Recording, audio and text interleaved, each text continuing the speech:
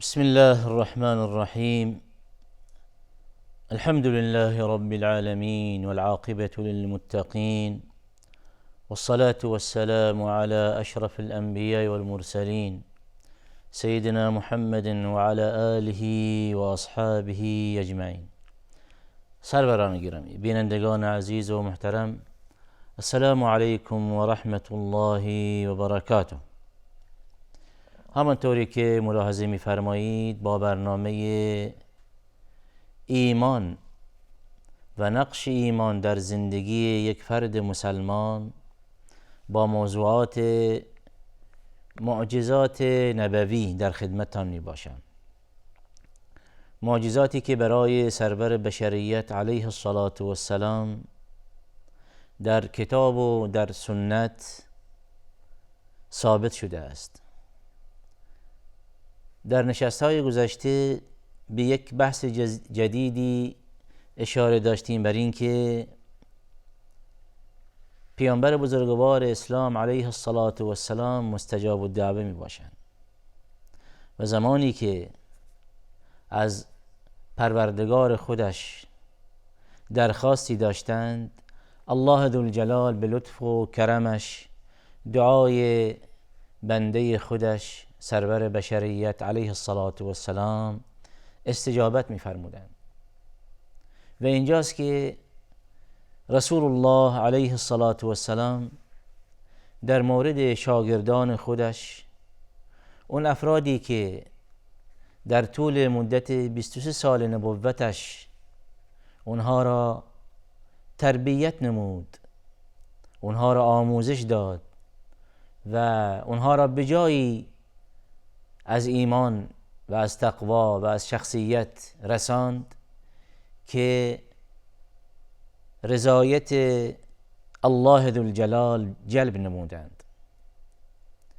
این شاگردان در مدرسه نبوت آموزش دیدند و از این رو میتوان چنین عنوان کرد بر این که این بزرگان رضی الله عنهم فارغ التحصیلان دانشگاه نبوت می باشند. و اینجاست که رسول الله صلی الله علیه و آله و سلم در مورد تعداد زیادی از شاگردان خودش عنایت فرمودند و برای اونها دعا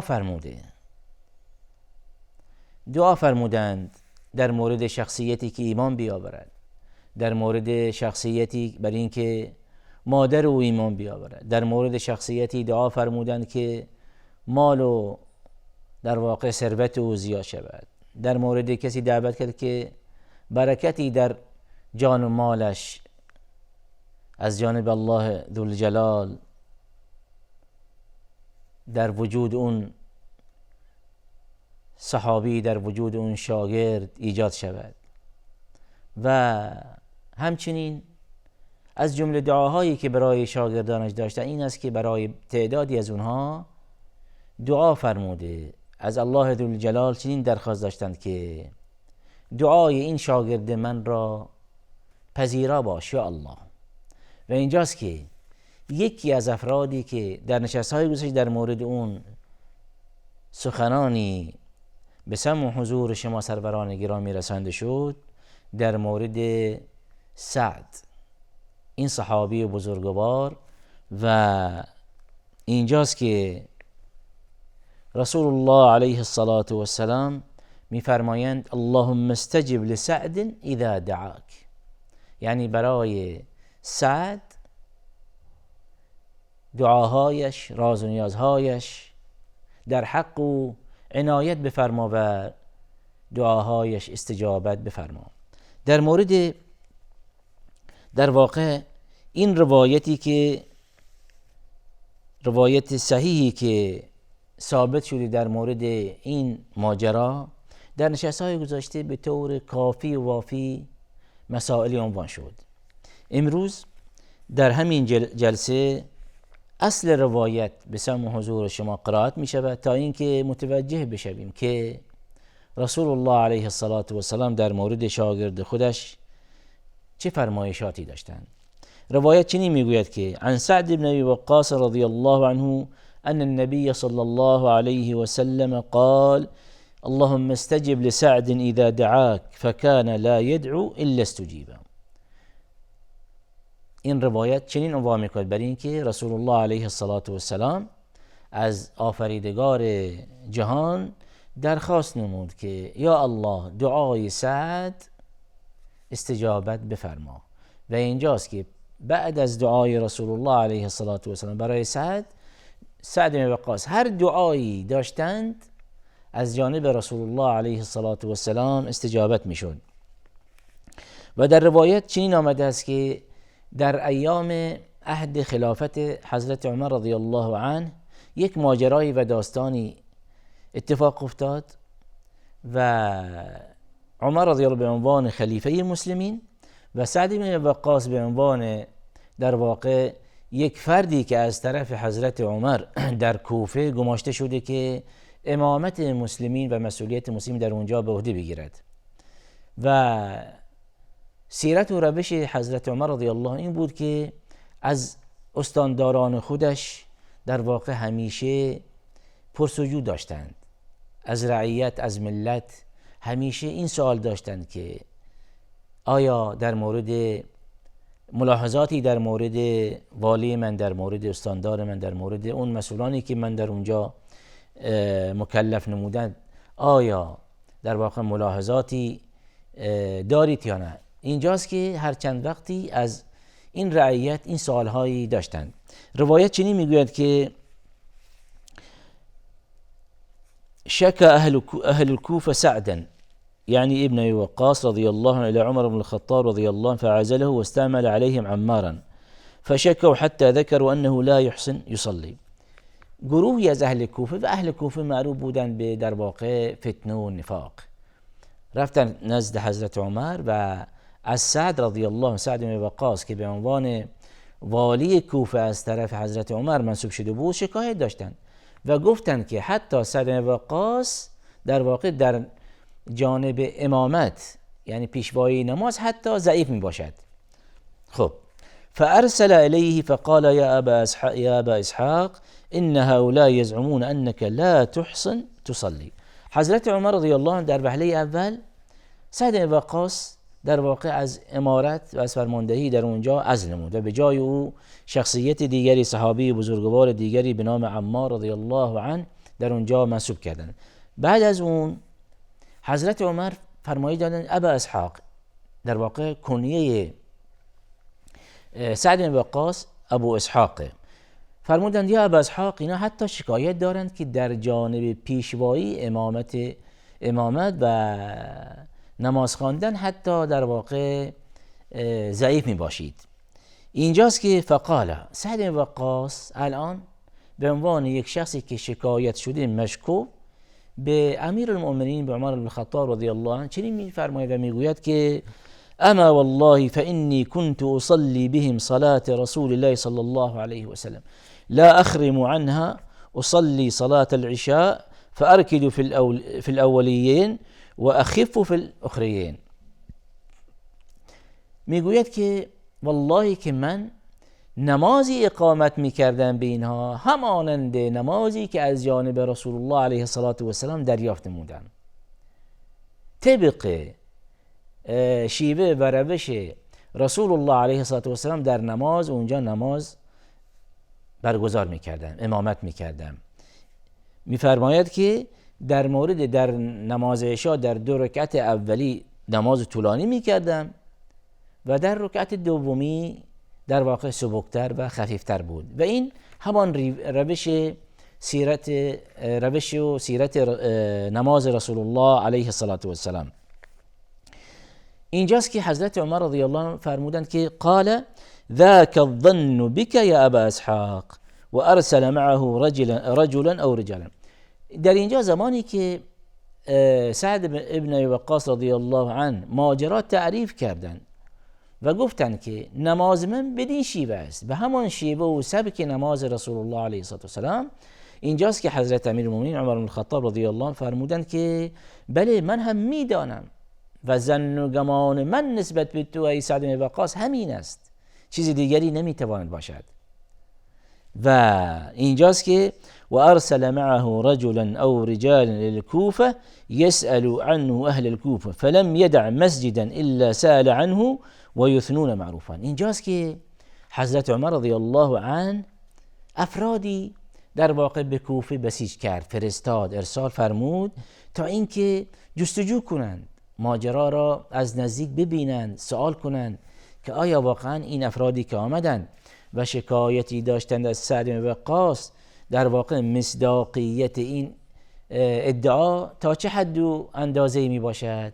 اینجاست که این گروه زمانی که به کوفه رفتند از هر فردی که سوال می گرفتند، بله از سعد بن وقاص، از شیوه او، از شیوه اداره او، از نماز، ادای نماز او و الی آخره، اینها تعریف می کردند. و حتى دخل مسجدا لبني عبس فقال رجل منهم يقال له أسامة ابن قتادة يكن أبا سعد فقال. بعد از این که در واقع این گروهی که از طرف حضرت عمر مأمور شده بودند به کوفه رفتند و سوالهایی داشتند و ماجرا را از نزدیک جستجو کردند، همه تعریف کردند و هیچ در واقع انتقادی از سعد بن وقاص رضی الله عنه هم ارائه ندادند. همه به نحوی تعریف و تمجید و اظهار رضایت و خوشنودی داشتند، تا اینکه بعد به یک جایی رفتند و از یک شخصیت دیگری سوالی مطرح کردند. اینجاست که این شخص چنین جواب میدهد، میگوید همین شخص که یکن ابا سعد، یعنی ابا سعد کنیه‌اش می باشد. فقال اما اذا نشدتنا فان سعدا كان لا يسير بالسريه ولا يقسم بالسويه.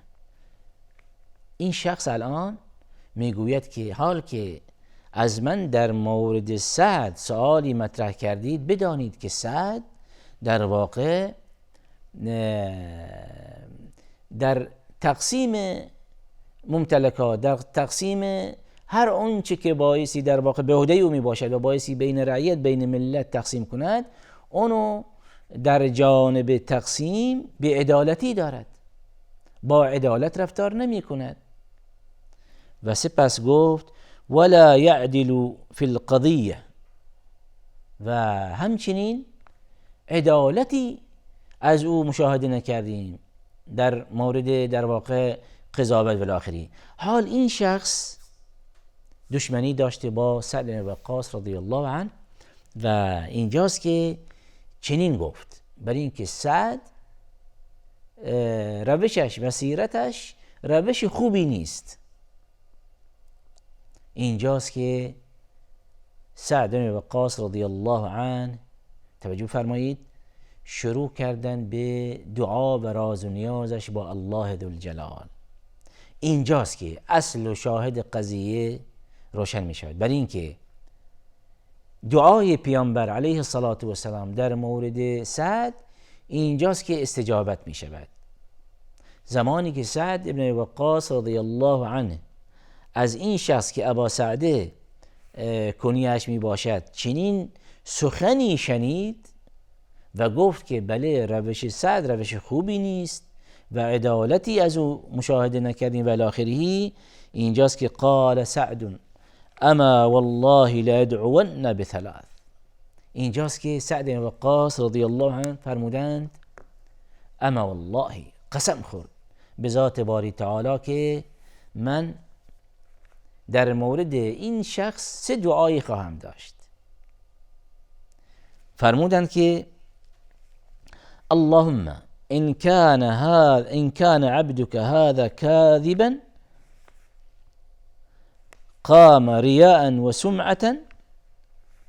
دست دعا و راز و نیاز سعد بن وقاص بالا بردند و گفتند یا الله، چرا که سعد بن وقاص الان از شخصیت خودش، از عدالت خودش، از راه و روش خودش، از امارت خودش، از ادای نماز خودش به طور کلی مطمئن بود. چرا که سعد بن وقاص شخصیت کمی نیست، شاگرد پیامبر علیه الصلاة و السلام می باشند، کسی که در واقع در مدرسه نبوت تربیت شده است و شخصیتی که رسول الله علیه السلام اون را تزکیه نموده. و پیامبر علیه السلام در مورد سعد میفرمایند که ارمی سعدن، در راه الله در میدان جهاد به سعد وقاص چنین فرمایش دادن پیامبر که ای سعد تیر بینداز، فداک امی و ابی یا سعد. حتی پیامبر علیه السلام از روی محبتش به سعد به جایی رسید که دعایی در حق او داشتند و فرمایش دادند که فداک امی و ابی. پیامبر علیه السلام پدر و مادر خودش را در واقع میفرمایند که پدر و مادرم فدای تو باشند ای سعد. و این مقوله و این فرمایش تنها در مورد سعد فقط ثابت شده است. و حتی در روایتی میفرمایند که این دایی من، هذا خالی، این دایی من، فلیرنی احدکم خاله، هر کدام از شما دایی خودش به من نشان دهد. یعنی چه؟ یعنی این که در واقع در مکان مدح و ثناست که پیامبر علیه السلام در واقع یک افتخاری به سعد وقاص میدهند، مدالی به او میبخشند برای اینکه بله این سعد دایی من و به اون افتخار میکنم. توجه فرمایید چقدر افتخار بزرگی است برای سعد وقاص که پیامبر علیه السلام در مورد او چنین فرمایش دارند که من به سعد افتخار میکنم. فرمایش بسیار عظیمی است. حال همین سعد وقاص که در واقع همین شخص نزد در واقع خلیفه مسلمین حضرت عمر رضی الله عنه و افراد دیگری اون را شکایت نمودند، اینجاست که سعد فرمایش دادند یا الله چنان که این بنده دروغ میگوید فاطل عمره، عمر او را طولانی کن، و اطل فقره، و اون را در واقع همراه عمر طولانیش اون را فقیر بگردان، و عرضه للفتن، و در واقع اون را در جانب اخلاقی همیشه لغزشی داشته باشد.